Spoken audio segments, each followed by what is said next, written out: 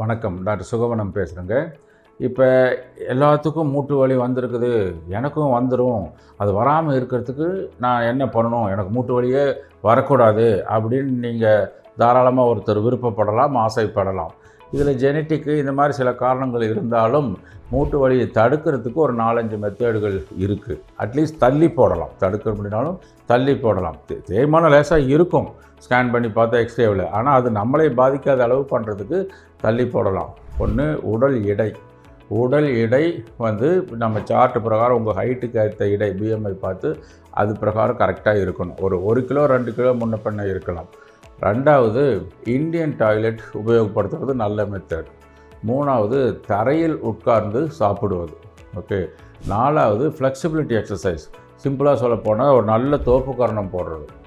இந்த 4ஐயும் நீங்கள் 30 வயசுலேருந்து மெயின்டைன் பண்ணிக்கிட்டு இருந்தீங்கன்னா உங்களுக்கு மூட்டு வலி வர்றதுக்கு 99.9999% சான்ஸே இல்லை.